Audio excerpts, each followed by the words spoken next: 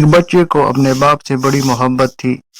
اتفاق سے اس کا انتقال ہو گیا، اور جب اس کا جنازہ جا رہا تھا تو وہ لڑکا بھی جنازے کے ساتھ ساتھ چل دیا۔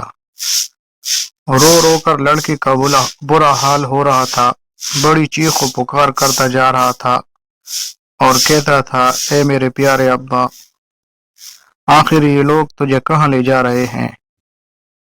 یہ تجھے مٹی کے نیچے دبانے کے لیے لے جا رہے ہیں، اور میرے ابا یہ لوگ تجھے تنگ و تکلیف دے گھر میں لے جائیں گے۔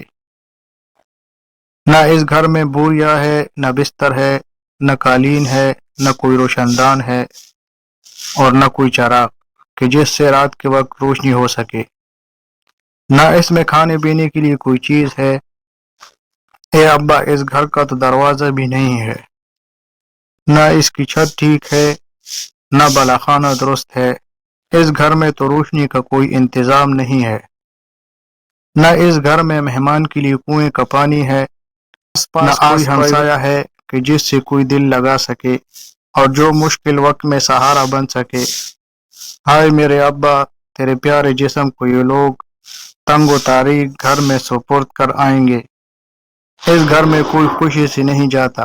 غرض یہ کہ وہ لڑکا اپنے باپ کی جدائی میں رو رو کر اپنا برا حال کر رہا تھا، اور ساتھ ساتھ قبر کے اوصاف بھی گنتا جاتا، اور دونوں آنکھوں سے خون کے آنسو بہاتا تھا۔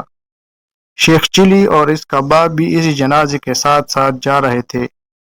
شیخ چلی نے جو لڑکی کو اس طرح روتے اور یہ باتیں کرتے ہوئے سنا تو اپنے والد سے کہنے لگا، اے والد محترم، اللہ کی قسم یہ لوگ جنازے کو ہمارے گھر لے کر جا رہے ہیں۔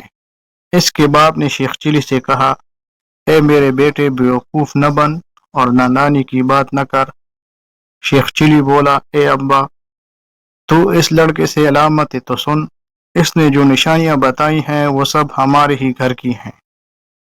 شیخ چلی کا جواب سن کر اس کا باپ بیچارہ چپ ہو گیا۔